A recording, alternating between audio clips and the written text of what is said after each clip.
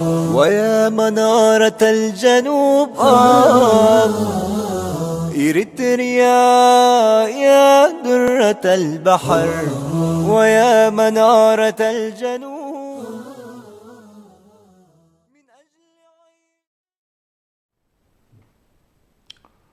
بسم الله الرحمن الرحيم.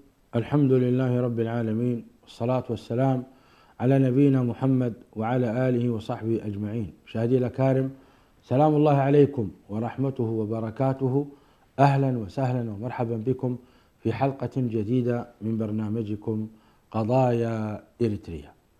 هذه الحلقة سنتناول فيها عن موضوع مهم، هو أحد الأمور الخمسة التي تحفظ هذا الدين والتي أمرنا الله عز وجل بحفظها، وهي حفظ العقل وحفظ الدين وحفظ المال وحفظ العرض. حديثنا سيكون عن العرض. ما المقصود بالعرض؟ وهل إريتريا عرضها في شعبها مصان؟ ما المفهوم بالعرض من حيث هو؟ هل هو المقصود به العرض بمعنى النسل، أو المقصود به العرض بمعنى حفظ مكانة الإنسان المسلم أو الإنسان عموما؟ كذلك ما وضع حال الإريتريين في أنحاء العالم في جانب العرض؟ ماذا قدم آباؤنا للحفظ على العرض والنسل؟ العادات والتقاليد التابعة فيما يتعلق للزواج هل لا زالت مستمرة، أم هناك عزوف عن هذا الأمر المتعلق بالعرض؟ أبناء القدلي ما يسمونهم أبناء النظام، هل هو أحد وسائل هدم العرض؟ وكيف كان؟ فيما يتعلق بوضع المرأة أو الفتاة المسلمة في معسكرات ساوة، هل هذا ينقض العرض ويعرض أعراض المسلمين للخطر؟ كل هذه الأسئلة وغيرها نعرضها على شيخنا الدكتور حسن سلمان، فأهلا وسهلا به. أهلا وسهلا، حياكم الله. حياكم الله شيخنا، يا مرحبا بكم. العرض هو أحد الأمور الخمسة التي أمر الله عز وجل أو جاء الدين بحفظها، فما هو مفهوم العرض؟ الحمد لله رب العالمين، والصلاة والسلام على رسول الله الأمين وعلى آله وصحبه أجمعين. أما بعد، كما تفضلت جاءت الشريعة لحماية الكليات الخمس، ولكن في إطار هذه الكليات أحيانا يعبر بالنسل، وأحيانا يعبر بالعرض، وأحيانا يدمج بينهما، وأحيانا يفصل بينهما.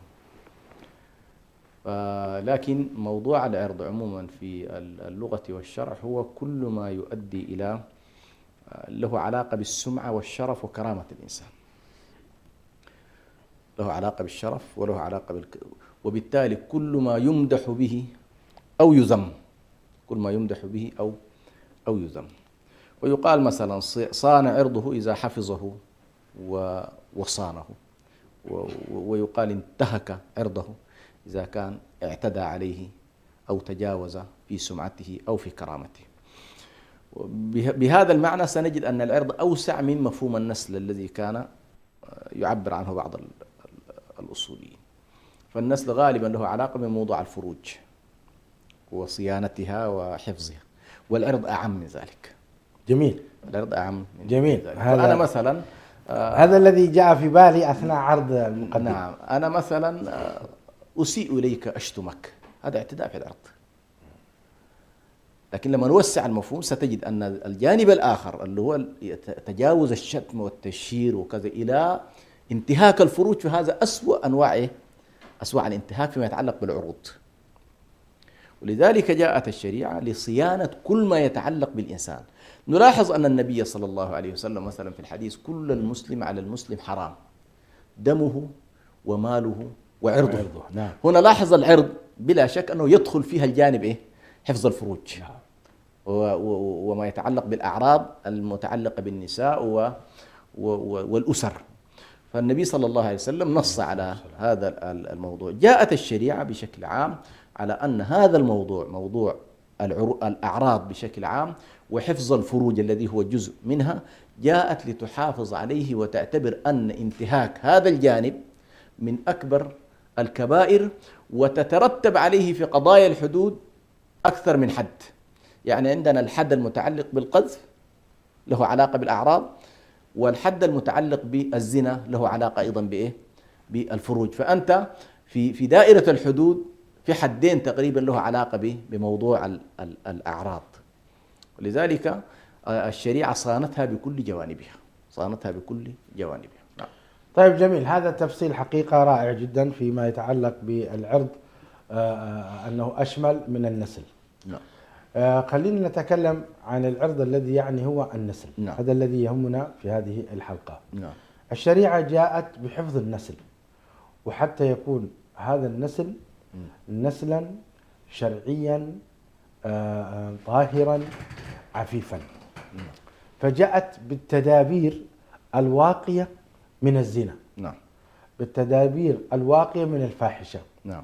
فلو تكلمنا عن هذا الموضوع، أولا لماذا جاءت الشريعة بحفظ النسل؟ لماذا؟ نعم. هذه النقطة مهمة جدا. نعم. ثم بعد ذلك وكيف حافظت الشريعة على أعراض المسلمين؟ يعني لو رأينا نحن الآن في الساحة أعراض المسلمين في الغالب ولله الحمد والمنة مصانة. نعم. أعراض الغرب غير مصانة.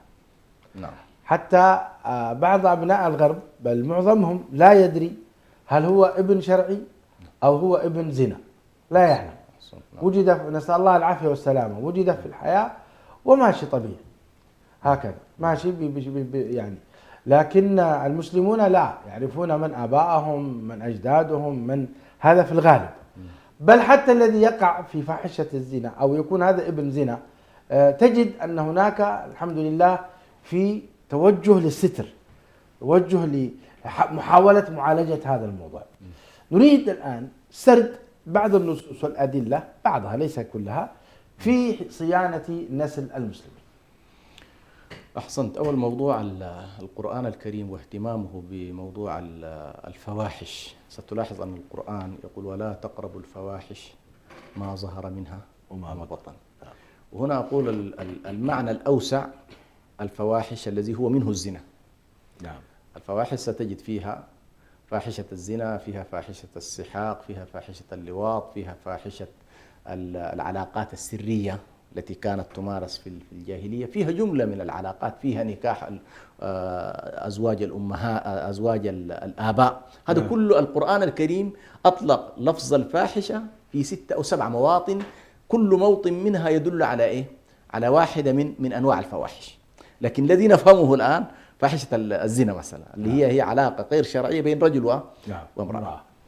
إذن الفواحش حرمها الله تبارك في كل الرسالات، في رسالة موسى ورسالة عيسى ورسالة النبي صلى الله عليه وسلم. الزنا محرم بالإجماع، بإجماع الرسالات بكل، يعني ما في، يعني إن الله لا يأمر بالفحشاء، يعني حتى يعني في تاريخ الرسالات الله لا يأمر بالفحشاء.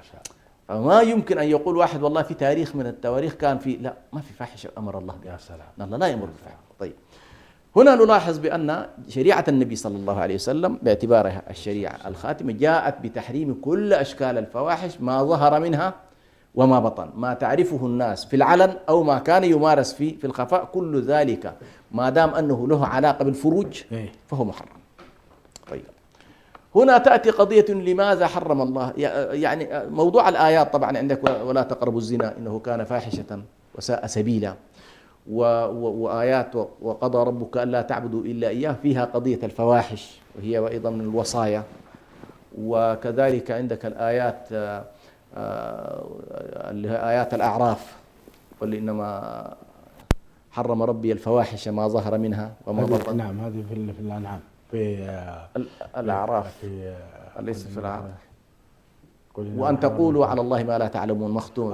أيوة، أن تقولوا على الله يعني فيها الإشراك بالله، وفيها القول على الله بلا، وفيها الإثم وفيها موضوع الفواحش. صحيح. بدأت بقضية الفواحش. إذن الفواحش في شريعتنا محرمة. نص أيضا النبي صلى الله عليه وسلم فيما يتعلق بالكبائر على موضوع فاحشة الزنا، هي من الكبائر التي، ونجد في سورة مثلا الفرقان الله تبارك وتعالى حرمها تحريما قطعيا عندما قال والذين لا يدعون مع الله إلها آخر ولا يقتلون النفس التي حرم الله إلا بالحق ولا يزنون. شوف قال ومن يفعل ذلك يلقى أثاما يضاعف له العذاب يوم القيامة ويخلد فيه مهانا إلا من تاب وآمن. سبحان الله. فسرد الزنا مع الشرك. طبعا هي كده. الإشراك بالله له علاقة اللي هو ده أعظم اللي قضية التوحيد، ثم الروح البشرية موضوعا. يعني هذه الآية اشتملت على 3 من الكليات. نعم. كلية الدين بالتوحيد وعدم الإشراك، كلية الحفظ على النفس البشرية وعدم تعريضها للهلاك، كلية حفظ النسل وحماية الأعراض. باقي 2 العقل والمال. أيوة العقل والمال. اللي هو عندك العقل طبعا له علاقة بموضوع الخمر وشرب الخمور وكذا، وعندك المال طبعا آياته كثيرة جدا ولا تأكلوا أموالكم بينكم بالباطل وتدلوا بها إلى الحكام لتأكلوا فريقا من أموال الناس بالإثم وأنتم تعلمون. فإذا هذه هي الكليات ال5 التي نصت الشريعة على تحريمها. يأتي السؤال ما المقصود؟ لماذا والله ليش أين الإشكال وهي غريزة في النفس البشرية أن الرجل يأتي المرأة ويقضي حوائجه؟ شوف سبحان الله، أراد الله تبارك وتعالى والعلم عند الله أولا أن يخرج هذه العلاقات الخاصة بالغرائز من دائرة الحيوانية إلى دائرة الإنسانية. الله، هذه أهم الله أكبر. يعني الحيوانات ما تهتم بأنه والله صحيح يأتي يمكن أمه ويمكن يأتي أخته ويأتي كذا ويأتي ما عنده. فالله تبارك وتعالى أراد في موضوع الإنسان لأنه كرمه، ومن التكريم إنه والله موضوع العلاقات هذه يجب أن ينظم ويرتب، وإلا دخلت في الدائرة الأخرى والدائرة الحيوانية. هذه واحد. النقطة الثانية أراد الله تبارك وتعالى أيضا في موضوع الإنسان أن يكون نسله معروف. من أبوه؟ هذا الإنسان فلان ابن فلان، فينسب إلى أصله. وهذه أيضا فيها سر سبحان الله، عندما ينسب الإنسان ويعرف أصله وفصله كما يقولون، تأتي بقية العلاقات الاجتماعية من التراحم كل الأشياء هذه. فإذا الله تبارك وتعالى أراد أولا أن ينقلنا من دوائر الحيوانية إلى دائرة الإنسانية. الأمر الثاني أراد أن يحافظ أيضا على إيه؟ على هذا النسل، وحيث يكون الإنسان نطفه معروفة، فلا تنتقل نطفة إلى شخص آخر. نعم. يعني كل إنسان سبحان الله يحب أن يرعى نطفته، لأن هذا المولود بعضك وبعض منك. نعم. فالعواطف والمشاعر والأحاسيس هذه كلها ستنبع من هذه البعضية. صحيح. إذا كان انعدمت البعضية ستكون أيضا. لذلك كل الأنبياء والحمد لله. نعم. كل الأنبياء معروف نسلهم. نعم معروف نسلهم وآبائهم ونسبهم وأنهم. أحسنت الله يجزيك. فهذا جانب أيضا. وهذا من التكريم لهم. نعم. فإذا رأينا إليه، وبالتالي ستلاحظ أيضا من العلل الضابطة، لأنه بعض الناس ممكن يقول لك يا أخي دي بنضبطها اليوم، DNA صار معروف وممكن بالكشوفات والفحوصات نستطيع أن نعرف، لكن الله طبعا جعل العلة سبحان الله في موضوع تحريم الفواحش هو حفظ الفروج، العلة المنضبطة. فالعلة المنضبطة هي أن تحفظ فروج الرجال والنساء، وألا يدخلوا على هذا الباب إلا من بوابة الحلال. يا سلام. فحفظ يعني ممكن شخص والله واحد يقول والله لا أنا ما يمكن أن أمارس الفاحشة، ولكن دون أن يحصل هنالك، لا، القضية ليست فقط النسل فقط، ولكن هنا تأتي العرق شيء اسمه أيوة حفظ الفروج. والذين هم والحافظات والذين هم لفروجهم حافظون. إذن فهي في حد ذاتها عبادة. أحسنت. هي في حد ذاتها طاعة لله تبارك وتعالى في هذا الباب. نعم. وسبحان الله هل لها حكم؟ بلا شك. يعني ما في أحد يجي يقول أنا أصلا عقيم. أيوة لا يقول أنا عقيم ما في مشكلة، أو أنا أستخدم أدوات معينة. واحدة تقول أنا عقيم أصلا ما أنجبها. لا حتى ولو كان.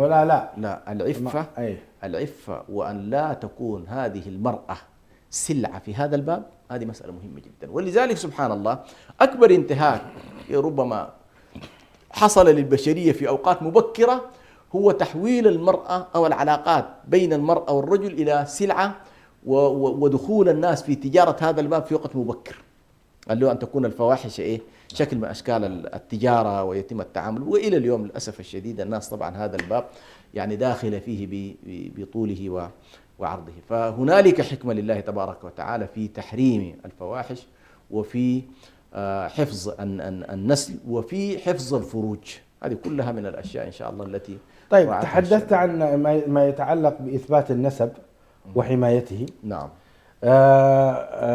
ألفت انتباهك شيخنا في تحريم النبي صلى الله عليه وسلم نعم. مسألة التبني، نعم. قضية التبني. أيه. لو تحدثنا عنها. نعم، قضية التبني سبحان الله هي فيها أيضا هذه الإشكالية، وهو إدخال ما ليس من النسب في النسب. يعني مثلا هي صراحة فلسفة الأسرة والعلاقات البينية في الإسلام واسعة جدا، يعني فيها مسألة المحرمات، وفيها مسألة الرضاعة، وفيها مسألة النسب وتسلسل، وفيها مسألة الذين يحرمون عليك والذين لا يحرمون، ومسألة المصاهرة وعدم المصاهرة. هذا كله له علاقة بإيه؟ بفكرة النسب. يعني أنت مجرد ما يثبت نسبك من رجل تأتي علاقات بعد كده تترتب على هذا النسب، منها أنك مثلا لا تتزوج دائرة معينة من دائرة معينة، حرمت عليكم أمهاتكم وبناتكم وأخواتكم. إذا بنيت على إيش؟ الأم، الأخت، الخالة، العم، بنيت على نسب. تصور إنه والله النسب ضايع. ولذلك الشريعة تكملة لهذه الفكرة، فكرة رعاية الأنساب والحرمات فيها، لأن فيها مجموعة محرمات، حددت أن لا يدخل في النسب ما ليس منه. جميل. لأنك ستكسر هذه القاعدة. فكانت العرب مثلا تتبنى، كانت العرب عندها مسألة التبني عادية، والإنسان يقول فلان ابن فلان وخلاص. وجاء الإسلام حرم لآبائهم وأقسطوا عند الله. بل كان التحريم قاسي جدا، أن النبي صلى الله عليه وسلم هو الذي يطبق هذه الحالة، أنه كانت شديدة على العرب. لكن أنا أتعجب نعم من قصة الغامدية التي جاءت حامل من الزنا. نعم. في قصتها المعروفة. نعم. النبي صلى الله عليه وسلم في آخر حالة لما جاءت بابنها وهو يحمل خبزا في يده يعني يأكل، فقال عليه الصلاة والسلام رغم أن هذا هو لقط، هو ابن زنا. نعم. فقال من يكفل هذا اليتيم؟ نعم. للصحابة رضوان الله عليهم. كيف حرم التبني ونهى؟ لكن حافظ على النفس، ثم حافظ حافظ على النفس. اليتيم النفس ايش ذنبه؟ لاحظ هنا الشريعة ولا تزر وازرة وزر أخرى. نعم. كون الأب أذنب، كون الأم أذنبت، نتج عن هذه العلاقة غير المشروعة شخص. نعم. هذا الشخص حافظت الشريعة على نفسه وراعته، ويمكن أن تحميه بأي شكل من الأشكال، ولكنه لا ينسب إيه. وشوف يعني النبي عليه الصلاة والسلام يعني فكرته صلى الله عليه وسلم ومنهجه في الحفاظ على هذا اليتيم. نعم. بأنه يدخل بيتا مسلما، ومن أي البيوت؟ بيوت الصحابة. نعم. أطهر البيوت. نعم صحيح. فيقول من يكفل هذا اليتيم؟ فإذا هذا اليتيم الذي هو أصلا يعني هو نتيجة علاقة غير شرعية. علاقة غير شرعية. نعم. فيتربى في بيت من بيوت المسلمين وكأنه واحد منهم، مع الحفاظ على اسمه. طبعا سينسب إلى أمه، سينسب إلى أمه، ولكنه لا يساء إليه في شخصه، ولا يقال له، ولا يشتم، ولا هذه كلها من الأشياء المتعلقة بالكرامة. نعم. ومتعلقة بعرضه وشخصه وشرفه. بخلاف أن يتربى في مراكز الأيتام ترى. نعم. يختلف تماما. صحيح. مراكز لا، الأيتام. هي مراكز اللقطة. اللقطة أي. فيتربى اليتيم هناك على انه ابن حرام. ايوه. يقولون له انت ابن حرام، ويحقد على المجتمع، واشكالات أيه. كبيره، اشكالات كبيره بلا شك. وهذا حقيقه من هنا. ولذلك هي الان طبعا حتى في قضايا فقهيه كثيره في هذا الملف الان بدات تظهر. يعني كيف اذا الشخص ظهر والده وقال هذا ابني، هل ينسب اليه ام لا ينسب؟ حتى الان طبعا جمهور العلماء على ان النسب لا يثبت الا بالعقد الصحيح وكذا.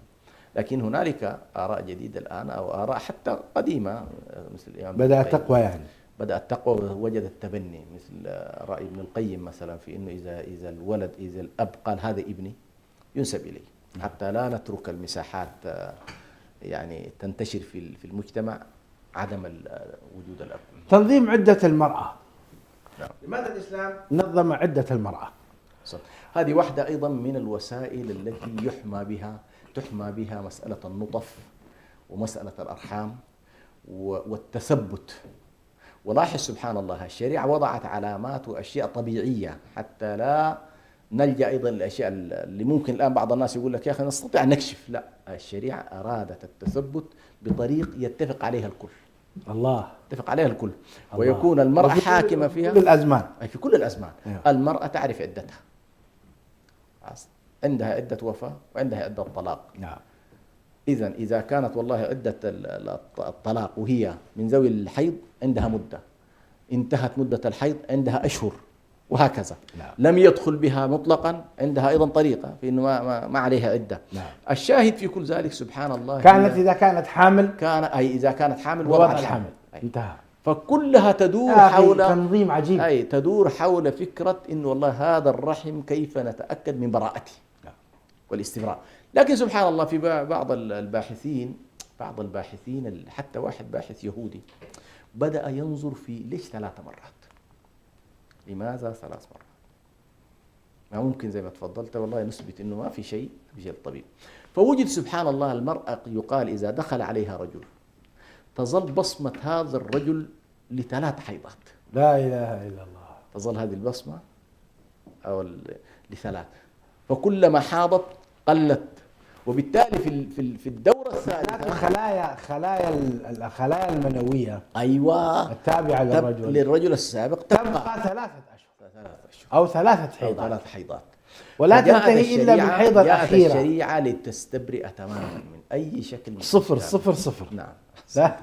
الله يجزيك. الله يا أخي. أيوة. هذه الشريعة هذه كلها سبحان الله من كيف تصان الأعراض. نعم. جزاك الله خير. أنت يعني كل مرة تدخل علينا بند كيف تصان الأعراض نعم. في الشريعة الإسلامية. فجاءت الآن هذه قضية تحريم الزنا، ثم قضية النسب والتبني، ثم قضية إنه والله العدة. لكن لما تجي في العلاقات العامة أيضا عندك مجموعة أحكام. مثلا الشريعة حرمت النظر. نعم صحيح. النظر أمرت ومنعت الدخول على النساء، ومنعت الخلوات، ومنعت الاختلاط بين الرجال وأمرت المرأة بالتستر. أمرت المرأة بالتستر والحجاب، وأمرت كذلك المرأة إذا كانت في بيتها وهي متخففة من ثيابها أن تتكلم من وراء حجاب، وأن لا يقتحم عليها رجل آخر في بيته. كل هذه سبحان الله.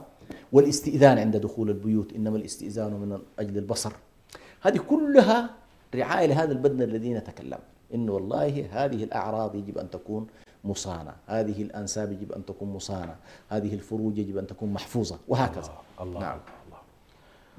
وأيضا فيما يتعلق كذلك بالتربية والأخلاق. نعم. ويعني أن أكثر ما يدخل الناس الجنة يعني حسن الخلق. نعم. وفي المقابل أكثر ما يدخل الناس النار الفم والفرج. الفم والفرج. هذا كله وعيد شديد في من يقع في الفاحشة. وأيضا شدد الإسلام كذلك فيما يتعلق ب قال أي الذنب أعظم، فقال كذا وكذا، إلى أن وصل أن تزاني بحليلة جارك. هذا طبعا أكبر من الزنا العادي. أكبر من الزنا. نعم، لأنه فيه حقين. نعم. أي نعم، فيه حق. فعلى كل حال نشهد أن لا إله إلا الله، أن محمد رسول الله. يعني الشريعة عجيبة جدا. نعم. في ترتيب هذه الأمور التي حقيقة تجعل العقل يحار ويقف كده أمام الشريعة بإكبار وتعظيم. طيب شيخنا شيخ حسن، الآن ندخل في يعني شعبنا الإريتري. نعم. شعبنا الإريتري. نحن ولدنا في إريتريا ووجدنا والحمد لله يعني الشريعة أيضا موجودة، وهناك عادات وتقاليد. نعم. لو تحدثنا عن عاداتنا وتقاليدنا كعموم المسلمين سواء كان في المرتفعات أو في المنخفضات، كيف حافظ آباؤنا على أعراضنا؟ نبذة ثم سندخل بعد ذلك في الاختراقات التي حصلت. طبعا بالنسبة للشعب الإريتري بفضل الله سبحانه وتعالى، سواء في المرتفعات أو في المنخفضات، قضية الأعراض عندهم حاضرة وبقوة. يعني مسألة أن لا يحصل انتهاك لأعراضهم، هذه مسألة لم تكن قابلة أصلا للتساهل وكذا. ينمى عليها الصغير ويحترمها الكبير وتراعى بين الناس. هذه صحيح أي مجتمع فيه فلتان، لكن الظاهرة العامة أن هذه الأمور تجدها في الأسر تجدها محافظة. غالبا لا يكون هنالك حالات التداخل بين الرجال وبين النساء، وغالبا لا يكون هنالك التبرج الذي انتشر في الآونة الأخيرة. دائما ما كنا نرى سبحان الله الأمهات أحيانا سبحان الله تأخذ المرأة سنين ربما زوجها حتى لا يستطيع أن يرى وجهها في بعض المناطق. هذه من القضايا الغريبة يعني. فإذا كان هي تختبئ وتتخفى من زوجها وتتخفى من والد زوجها، فما بالك بالأجانب. أو هذه بشكل عام مجتمع كان مجتمع فيه ستر، مجتمع فيه عفاف، مجتمع فيه حرمة على كل، لقضية أن لا يكون هنالك أي تساهل في هذا الباب. تجد أيضا المرأة سبحان الله مع بنتها حريصة جدا أن تورثها هذا الخلق، أنه مثلا لا تكون متساهلة في عرضها. طبعا في المرتفعات في المسيحيين مثلا عندهم تشدد جدا في انه والله الفتاة اذا حصل لها اي انتهاك لعرضها بشكل مقصود هي تفقد ربما مستقبلها كله. فدي من الاشياء اللي كانت على كل في السابق موجودة ولم يكونوا يتساهلوا فيها. يعني حتى هنا المسألة كانت فيها اعراف ربما صعبة جدا في واقع الشعب الاريتري. فعلى كل فيما يتعلق بالأعراض كانت مصونة وكانت مرعية وكان فيها نوع من الرعاية العامة، وما زالت بفضل الله سبحانه وتعالى على المستوى المجتمعي حتى الآن. هنالك بفضل الله عز وجل المجتمع يحافظ على أعراضه ويحافظ على الزواج بتقاليد معينة. نعم. والمرأة أيضا عندنا الحمد لله الزواج المبكر في مجتمعنا، مسألة الزواج لم تكن أيضا من الظواهر اللي فيها عنوسة بحيث والله النساء الفتاة تتأخر، ما كانت هذه أيضا. تلقى الزواج مبكر، الولد يتزوج مبكر والبنت تتزوج مبكر. فكانت هذه من الأشياء المساعدة في المجتمع أن يكون مجتمع فعلا محافظ. طيب شيخنا الشيخ حسن، فيما يتعلق ب فاحشة الزنا، وأبناء الزنا في إريتريا، هل نقول أنها ظاهرة متفشية في الوقت الراهن، أو هي تحصل كما يحصل في أي مجتمع من المجتمعات، حمل الزنا بسبب الاختلاط بأسباب أخرى؟ هذه قضية مهمة. لماذا؟ لأن هناك حقيقة كثير من اللجان إذا وجدوا مثلا امرأة حملت من رجل حراما يتسابقون في سترها وستر ذاك، خاصة إذا اعترف.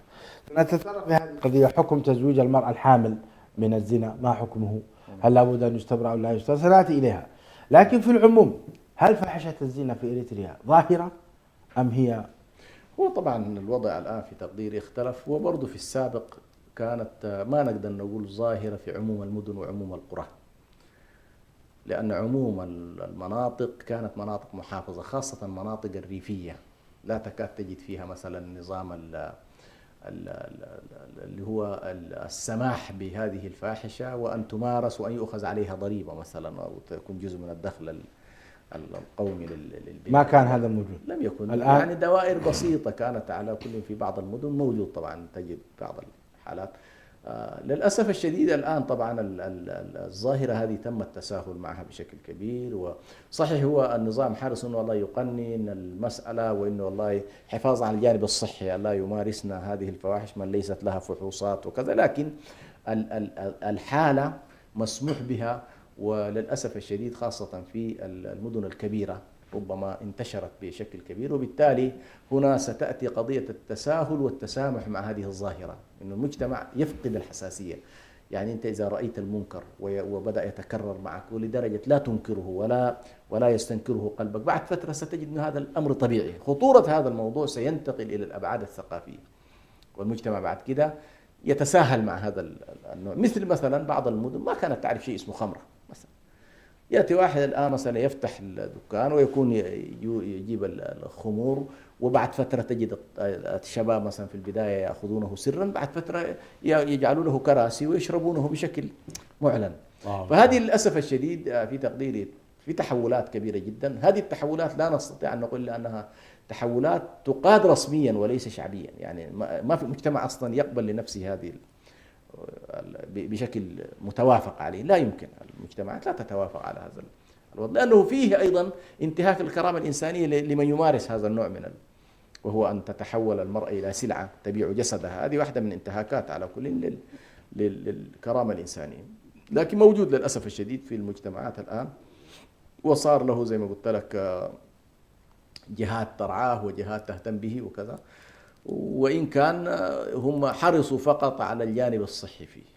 يعني مثلا إريتريا لو جيت تشوفها مثلا في موضوع الإيدز مثلا، حاربته في وقت مبكر جدا وصارت مشددة في أن لا تنتشر حالات الإيدز، وفي وقت مبكر تكاد قربت الصفر زي ما قلنا. والسبب في ذلك أنه التشدد في الإجراءات الصحية في هذا الجانب.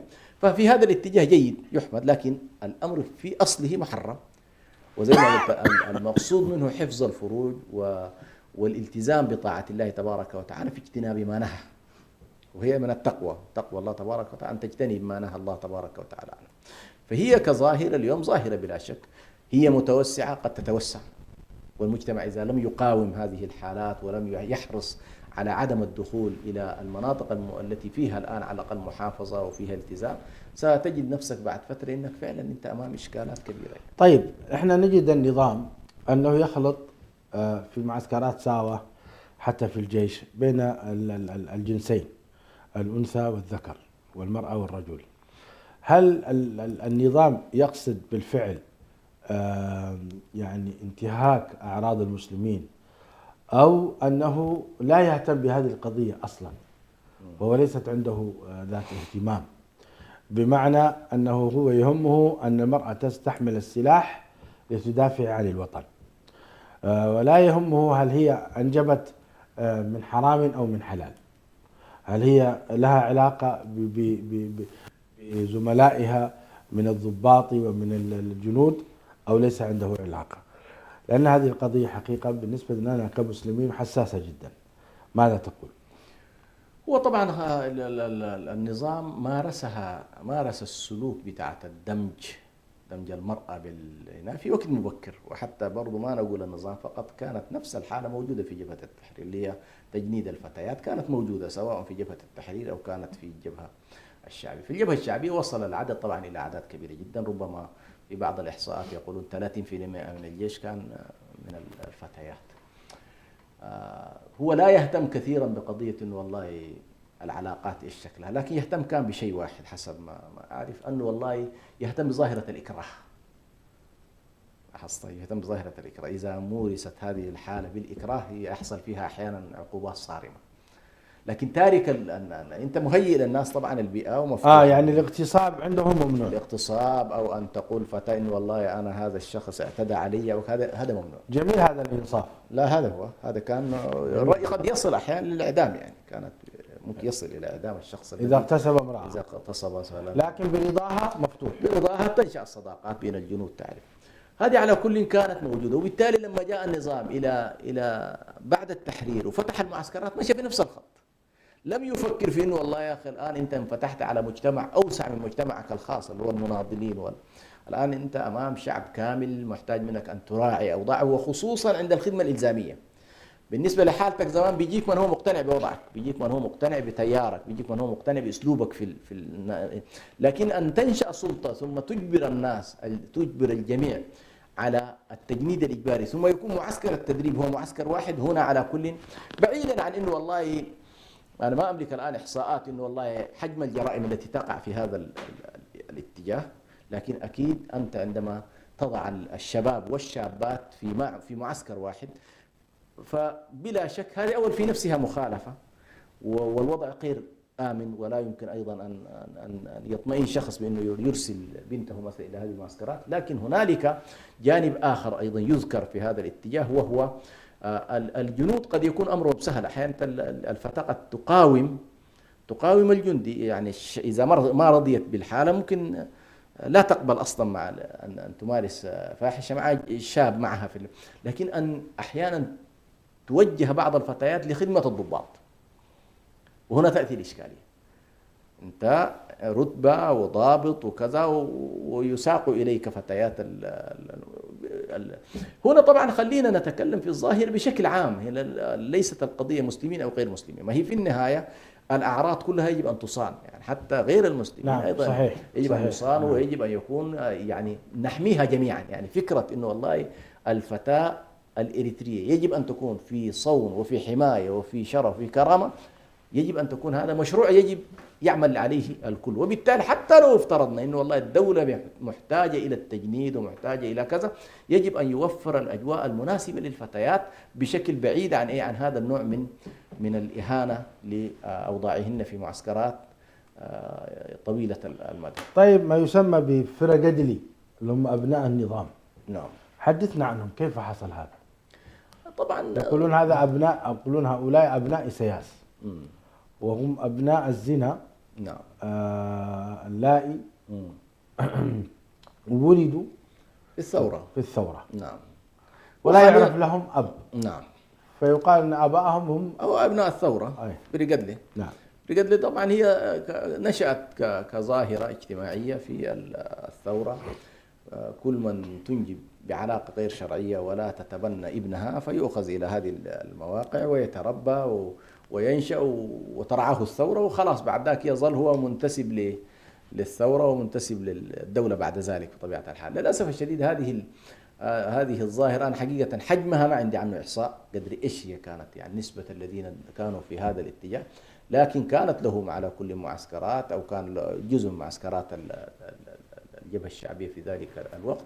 وصاروا بعد التحرير طبعا خلاص هم اليوم هؤلاء دخلوا في الخمسينات أو الأربعينات، يعني ليسوا أطفال، لكن بعد ذلك ما في شيء اسمه فرقدلة حاليا، يعني لم يعد الآن خلاص يعني. نعم. توقف هذا الموضوع. نعم. طيب هناك حقيقة يعني تحصل، لا أقول بشكل ظاهر ولا أقول أيضا قليل، فيما يتعلق بسبب العلاقات المحرمة بين الرجال والنساء فيحصل حمل، وخاصة هذا الحمل يحصل من الفتيات. يعني امرأة ذات زوج نادر ما تقع في فاحشة الزنا في إريتريا. نعم. نادر جدا أن تكون. صحيح. حسب علمي يعني. نعم. ونسمع أيضا رأيكم. لكن الذي يحصل هو إشكالية في الفتيات العزابيات، فتقع في فاحشة الزنا، وأحيانا يحصل حمل وأحيانا ما يحصل حمل. نعم. المعروف في وسط كبار الشخصيات أنهم إذا اكتشفوا أنها حامل من الزنا يسألون هذا الحمل من تقول من فلان، وينادى هذا فلان فيقولون له هل هذا منك، وغالبا ما يعترف، غالبا يعترف. وبالتالي يقومون إذن هنا بتزويجه. البعض يتم تزويج هذه الفتاة وهي حامل، والبعض الآخر لا، ينتظرون حتى تضع الحمل ولكن يحصل الزواج وتنسب إليه مباشرة، وينسب إليه الولد وتكون زوجته. هذه ليست ظاهرة كبيرة ولكنها موجودة كأحوال موجودة وبكثرة. نعم. تعليقكم على هذه الحالة أولا، ما هي أسبابها ولماذا يقع هذا؟ نتيجة لمخالفات شرعية. ثانيا حكم تزويج المرأة الحامل من الزنا. ثالثا ما الحكم إذا قال الرجل هذا ابني فعلا وهذا مائي؟ وما الحكم إذا كان في أيضا ظاهرة أخرى أن الرجل لا يتزوج مثلا من زنى بها ولكن يأخذ الولد ويربيه عنده في بيته التي من الزوجة الشرعية، ويترعرع ويكبر وينسب إليه. وهذا موجود حقيقة ليس قليلا وليس الظاهرة، حتى يقال إذا بوسين ولدوا هذه أنجبها بغير شرع، وهذا موجود ولكنه تحم بمعنى أنه همسات في الأذن. ولا ينشرون. هذا الستر بصراحة شيء جميل. هذا الستر عموما أن الناس تستر بعضها بعضا ولا يفضحون بعضهم بعضا، وإن كان هذا يعني شبه منتشر لكن هذا الستر موجود. تعليقكم حول هذه المسائل؟ نعم. أول هذه طبعا أسبابها هو المخالفات المتعلقة بطبيعة العلاقات بين الجنسين، يعني أو بين الرجل والمرأة، عدم الانضباط في العلاقة، وجود الخلاوات بين الشباب والشابات، أحيانا المدارس المختلطة، أحيانا المعسكرات المختلطة، هذه كلها تؤدي البيوت المفتوحة التي ليس فيها انضباط شرعي، كل هذه تؤدي بطبيعة الحال إلى وجود هذا النوع من الإشكالات. طبعا رأي الجمهور فيما يتعلق إذا حصل حمل من هذه العلاقة غير الشرعية، رأي الجمهور أنه لا يثبت نسب إلا بعقد صحيح. يعني أي ولد خارج فراش الزوجية رأي الجمهور أنه لا ينسب له. يقولون الولد للفراش وللعاهر الحجر، ده رأي الجمهور. يعني الأكثرية أن الولد لا ينسب، ودي طبعا ويعتبر ابن زنا. يعتبر ابن زنا. نعم. طبعا إذا اعتبر ابن زنا هنا خلاص، يعني لا يستطيع هذا الأب أصلا أن يدخلها على أسرته أو البنات من الزوجة الشرعية لا يجوز لها. نعم. نعم. هذا إيه. يبنى عليها إنه ما دام ولا يأخذ في الإرث، ليس له شيء من الإرث، وينسب إلى أمه. نعم. كل الأحوال مصيبة. إذا هي إشكالية، مصيبة. إنا لله وإنا إليه صحيح. راجعون. الآن زي ما ذكرت لك هنالك محاولات للخروج من هذا المأزق، إنه كيف ماذا نفعل بهذا الطفل الذي ولد في غير فراش الزوجية واعترف به والده ولم ينكره. الجمهور يرونه ما اعترف لا اعتبار باعترافه، الاعتراف هو بالعقد الشرعي طالما هذه النطفة لم خرجت بغير شرع وبغير عقد صحيح، فالولد. الإمام ابن القيم وبعض الآن الجهات بدأت تتبنى هذا الموضوع في محاولة إشكال ظاهرة اجتماعية، إنه والله إذا كان الولد ولد في فراش الزوجية فهو ابن الفراش، ده معروف. ده انتهى. يعني حتى لو افترضنا والعياذ بالله امرأة زنت في فراش زوجها، فالولد في النهاية ما لم ينكره زوجها فهو ابنه. نعم. حل لإشكالية النسب، في النهاية الولد للفراش، فإشكالية النسب في بيت الزوجية محسوب، وهذا من أعظم حكم هذا الشرع. وده طبعا يعالج لنا لفترة جاتنا المشكلة اللي هي امرأة اختلفت مع زوجها ونكرت إنه قالت له والله ما بنتك ولا ولدك. هذا تحصل الآن في أوروبا بالذات. نعم. بعض الظواهر. هذه كلها محسوبة بالشرع، إنه والله الولد للفراش ما دامت الزوج متمسك به خلاص ابنه. حتى لو قالت هذا الماء ليس ماءك، هذا ماء فلان، لا قيمة له. هو في حالة واحدة بس هو ينفيه ويقول هذا ليس ابني، وبالملاحظة هو إذا نفاه خلاص ما في جهة تلزمه، لكن لو قال هذا ولدي وانت كذابة خلاص، هذا ولدي وانت كذابة، انتهى الموضوع. فهو ابنه ولد للفراش. هذه مسألة مهمة لو تعيدها، لأنه كثير من المشاهدين نعم يتابعوننا في هذا. نعم. أي ولد ولد في فراش زوجية، يعني في عقد صحيح بين رجل وامرأة، نعم، وأنجب طفل، نعم، وحصلت بينهم اختلافات، وأرادت المرأة أن تعمل نوع من المكايدات على الزوج، وأرادت أن تنفي، أو جاء واحد من الخارج وقال أنا هذا ابني، أنا أتيت إلى هذه المرأة مثلا، وكان في الجاهلية تحصل منازعات. نعم. الشريعة حسمت هذا الموضوع بالقول بأن الولد لإيه؟ للفراش. ومعنى الولد للفراش لو تفسره، معنى الولد للفراش معنى ينسب الولد لصاحب الفراش اللي هو الزوج. ايوه. الولد للفراش معناته الولد للزوج. ايوه. وللعاهر الحجر زي ما تقول في خشمه تراب، يعني ما له خسران. نعم. يعني ليس له شيء. طيب ماذا وهذا في حفظ مصلحة للولد. هي مصلحة الولد. نعم. سبحان الله. حماية للولد. ولم تقبل الشريعة إلى الآن حسب علمي، لم تقبل الشريعة حتى ما وصلت إليه البشرية من اكتشافات الحديثة DNA وغيرها، موضوع النسب إلى الآن كل الاتجاهات حاسمة. يعني إذا كان في إشكالات في موضوع خارج دائرة الفراش ممكن يناقش موضوع DNA وكذا، يعني كما يحصل أخطاء في المستشفيات غيرها تحصل بعض، يمكن الاستفادة من DNA. صحيح. لكن في النسب لا. موضوع النسب يثبت وموضوع الزنا أيضا يثبت بالأربعة. لاحظ. يثبت بالأربعة، وهذا صعب. هذه إشكالية. نعم. كل ذلك حرصا على حلقتنا نفسه، هو أن والله ما كل واحد يتهم الآخر بأنه والله فلان كذا وفلان كذا، إما الشهود أو حد في ظهرك كده. طيب الإشكالية أحيانا يكون الولد يولد في غير فراش الزوجية، كالشيء الذي ذكرت إنه والله بنت ما متزوجة ولا الرجل متزوج ووقع بينهم إشكال، وهذه العلاقة أنجبت طفل. هنالك الآن محاولات على كل للتكييف بحيث والله هذا الطفل لا يذهب مجهولا. فمثلا إخواننا في المغرب الآن القوانين حقهم ذهبت في اتجاه إلزام هذا الشخص الذي وقعت منه الجريمة بالكفالة المالية، يظل هذا الطفل يكفله ويعلمه ويدرسه ويؤكله وهو مع أمه. إذا اعترف به أو إذا نفاه؟ لا، هو إذا نفاه طبعا خلاص لكن إذا اعترف به هم إلى الآن لم يثبتوا له النسب. لاحظ إلى الآن المالكية إخواننا في المغرب ما قادرين يتجاوزوا البعد المذهبي. ارتبتم زبونه. ايوه فهو من نواحي ما ماليه. دام هي قالت هو ابنه وهو ايضا اعترف قال هذا ابني، عندهم اشكاليه انه لا نسب الا بعقد صحيح. نعم، يعني هم على الجمهور. أيوة. على قول الجمهور. على قول الجمهور لا يريد الجمهور. جميل. لكن وانا طبعا هذا الذي اميل اليه، راي ابن القيم يعالج الاشكال. راي ابن القيم، وايضا الدكتور الريسوني نسال الله يحفظه في كتابه ايضا رساله الدكتوراه تناول هذا الموضوع ورجح فيها راي ابن القيم، واستدل بحديث الراعي من هو ابوك؟ من ابوك؟ فقال ابي. رغم ان هذا الراعي يعني من زنا هو. فالشاهد على كل راي ابن القيم، وهذا اقرب للرحمه.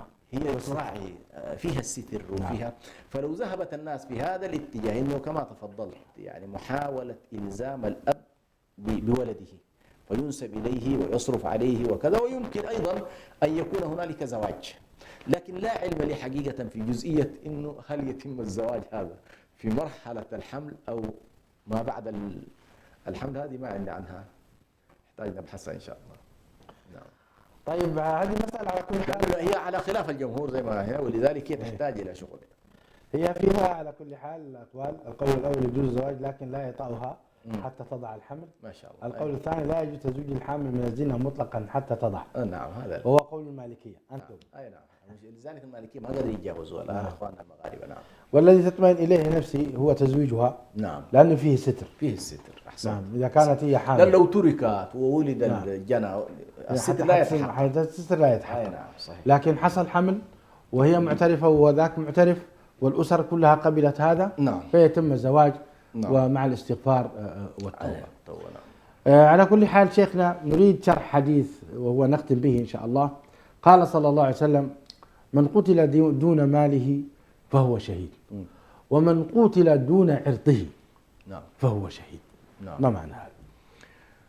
هو سبحان الله يعني من قتل دون ماله ومن قتل دون عرضه ومن قتل دون حقه في بعض الروايات. الإسلام في إطار موضوع الكرامة الإنسانية وموضوع الشرف وموضوع أنه الإنسان يجب أن لا يتساهل في حقوقه أيا كان، حقا ماليا أو حقا شخصيا أو حقا في الأعراض أو حق في الأموال، يجب الإنسان أن يدافع عن حقه مهما كان صغيرا، يجب أن يدافع عن حقه. ولو فرضنا أنه دافع عن حقه فقاتل وقتل فهو إيه؟ شيء. فهو شيء. وبالتالي لا تتساهل في هذا الموضوع، يعني أنت جيء إليك في عرضك تقاتل دونه، جيء إليك في مالك تقاتل دونه، جيء إليك في نفسك تقاتل دونه، وهذه كلها تدخل في إطار سياقات حق الدفاع الشرعي بضوابطه طبعا المختلفة. يعني الآن يحصل في بلادنا أن النظام يأتي ويأخذ بناتنا بالقوة، وحصل اشتباكات مع بعض القبائل. نعم. هذه القبائل ترفض أن تجند بناتها في النظام، في الجيش النظامي. نعم. والنظام يشدد أيضا ويأخذ فتيات بالعنوة. هناك طبعا فتيات مع الأسف يقبلن هذا ويذهبن إلى المعسكرات، لكن هناك فتيات لا يرغبن أبدا ولا يسمح أهاليهن بذلك، فيحصل اشتباك. ما قولكم في هذا؟ هو على كل أول قبل كده يمكن تكلمنا في واحدة من الحلقات بالتفصيل في قضية ما السلبيات التي تنجم عن هذا النوع من التجنيد، منها التزويج المبكر، منها ترك التعليم، منها أحيانا التزويج الوهمي، أحيانا في سبيل أنه لا تؤخذ الفتاة ما عندها سبيل تترك إلا أن تعمل عقد. هذه كلها إشكالات يعني في تقديري يجب أن تستصحب في ظاهرة التجنيد. لماذا يصل النظام إلى درجة القتل والاشتباك مع القبائل؟ لماذا يصل لهذه المرحلة؟ هذا كله لماذا لا يكون هناك حرية؟ نعم. من أراد أن تذهب فتقاتل. هي يفترض هذا يعني ده في أسوأ الأحوال. في أسوأ الأحوال إنه والله موضوع التجنيد ضع فيه البدائل. أما ممارسة الإكراه وشكله أشكال عبودية للعلم يعني هو شكله أشكال عبودية. فتاة تجبر إجبارا، أنا ما أريد أقاتل. أنت كدولة ما أريد أقاتل، أديني حق. يعني شوف سبحان الله شيخ قرآن، أنا أقول الشريعة أهل الكتاب لأنه ممكن واحد منهم لا يشعر بالأمان والطمأنينة أن يقاتل في جيشك. ما تقول والله أنت يا أخي تحت الذمة ويجب أن تقاتل، لا، تدفع الجزية وتعفى من حاجة اسمها إيه؟ داخل اسم الشريعة. الشريعة لاحظ، الشريعة ما تلزم أهل الكتاب بالقتال. الكتاب بالقتال رغم أنهم في بلادنا يأكلون ويشربون من طعامنا ونحن نحميهم. ليه؟ المقصود ادفع شيئا بسيطا. لأنه في إكراه. إذا مارسوا عليهم، يعني أنت كأنما تقول له والله أنا سأمارس عليك الإكراه. مثل الجيوش الحديثة الآن، شخص يجند في الجيش الأمريكي ثم يجيش بعد كده لقتال المسلمين في أفغانستان، وتبقى إشكالية، هل يجوز أن نقاتل أو لا؟ الشريعة كل هذا أخرجتك، ما تريد تقاتل ادفع. نعم. طيب النظام الآن نخاطبه من هنا. نعم. لماذا لا يقرر قانونا المرأة التي لا تريد أن تقاتل تدفع نعم نيابة عن ذلك مبلغا من المال مثلا؟ هي طبعا في أهداف أخرى، ليست القضية أهداف فقط ذات طابع عسكري. يعني هي جزء منها فيها الإدماج بهذا الشكل في هذا النوع من البرامج، تكسير الحدة بتاعت الالتزام الديني. هذه سابوا أصلا هو حالة بتاع صناعة أجيال يا شيخ برهان، صناعة جيل جديد يخرج تماما من الحالة إيه؟ الدينية وكذا، الدينية والقبلية. الله المستعان. هذه واحد من الأهداف. وإلا كما تفضل لا يمكن لنظام يعني يرى أن والله الناس تترتب على هذا القرار سلبيات هائلة جدا. لكن المجتمع لن يقبل منها إذا قبل بعض المجتمع خوفا من النظام. نعم. في مجتمعات وقبائل أخرى لن تقبل. على كل في نهاية المطاف وسيظل أنها تدافع عن أعراضها وتمول دون عرضه فهو شهيد. قتل دون عرضه، يعني من رأى أنه والله ستؤخذ زوجته أو تؤخذ بنته أو تؤخذ أخته أو كذا وقاتل فقاتل والله ما فقتلوه فهو شهيد. ما فقتلوه فهو شهيد. نعم. ولذلك هذه الثقافة أنا في تقديري الثقافة الحقوقية لو نشرت، والنبي صلى الله عليه وسلم سبحان الله هنا طبعا بعض الناس يقول لك يا أخي كيف تريد للنفس أن تسق؟ نعم النفس تسق. الإسلام يريدك أن تكون عزيزا مكرما، لا يريدك أن تكون عبدا ذليلا أو تكون عبدا. نعم ذليلا. تقاتل دونه حتى لو كان قليل، قال حتى لو كان قليل مالك تقاتل دونه. نعم. طيب عرضك باب أولى. العرض أولى. عرض أولى. الله المستعان. نعم. مشاهدينا الكرام، انتهت حلقة هذا اليوم، أرجو أن تكونوا قد استمتعتم بما سمعنا. نسأل الله العظيم رب العرش الكريم أن يحفظ أعراضنا وأعراضكم، وأن يحفظ أعراض الإريتريين عموما، المسلمين والمسيحيين، لأن حفظ العرض سبب للقوة. وأنا أتعجب في الآيات التي وردت في التمكين والاستخلاف في سورة النور. قال الله تعالى: وعد الله الذين آمنوا منكم وعملوا الصالحات لا يستخلفنهم في الأرض كما استخلف الذين من قبلهم وليمكنن لهم دينهم الذي ارتضى لهم وليبدلنهم من بعد خوفهم أمنا يعبدونني لا يشركون بي شيئا. هذه الآيات وردت في وسط سورة النور التي كانت تتحدث عن العرض والحفاظ على النسل والأمر بالحجاب والعفة والطهر.